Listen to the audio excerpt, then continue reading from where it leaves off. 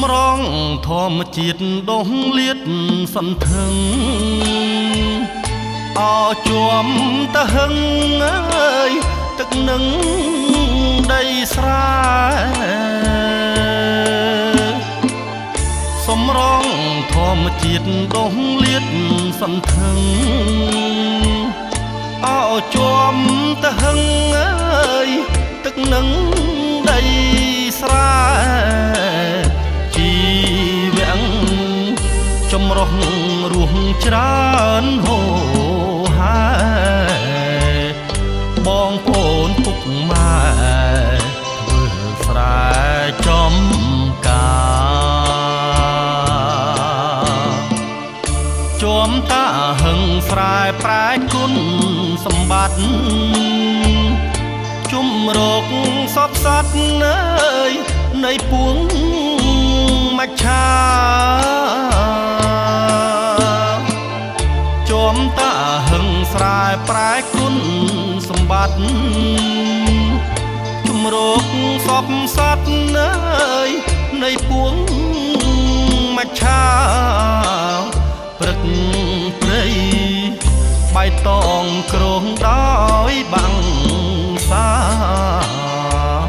បាក់សៃខ្ញៀវខ្ញាជាគូឆ្លើយឆ្លងជុំណូស្រែជួមតហឹងខ្ញុំអើយខ្យល់បងរំភើយស្បើយភាពមួម៉ងអើយប្រ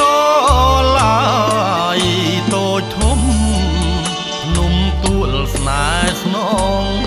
រឿងដែលកន្លងចងចាំស្រមៃអឃុំទឹកជ្រៅដៅចិត្តចំណាំកនឡាញស្រែជួមអើយ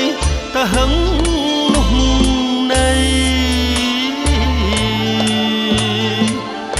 អឃុំទឹកជ្រៅដៅចិត្តចំណាំ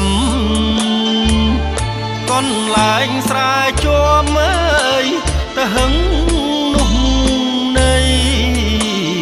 ភូមិស្រមោនឹកកាលខ្វៀលគោក្របីឆ្លងប្រឡាយថ្មីកាត់ព្រៃអនុសា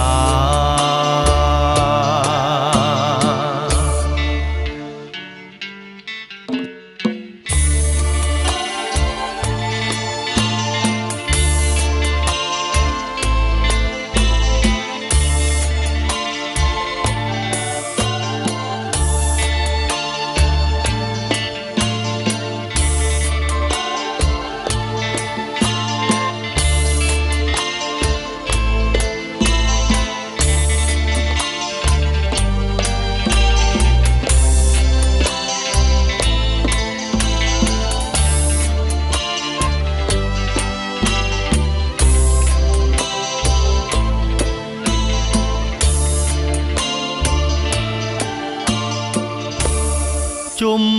ណូស្រែជួមតហឹងខ្ញុំអើយខ្យល់បងរំភើយស្បើយភាពមួម៉ងអើយប្រឡាយតូចធំភ្នំទួលស្នេហ៍ស្នងរឿងដែលកន្លងចងចាំស្រមៃអឃុំទឹកជ្រៅដៅចិត្តចំណាំកន្លែងស្រែជួមអើយទៅហឹងនោះនៃអឃុំទឹកជ្រៅដៅចិត្តចំណាំកន្លែងស្រែជួមអើយទៅហឹងនោះនៃភូមិស្រមោនឹកកាលខ្វៀលគោក្របីឆ្លងប្រឡាយថ្មីកាត់ព្រៃអនុ សារ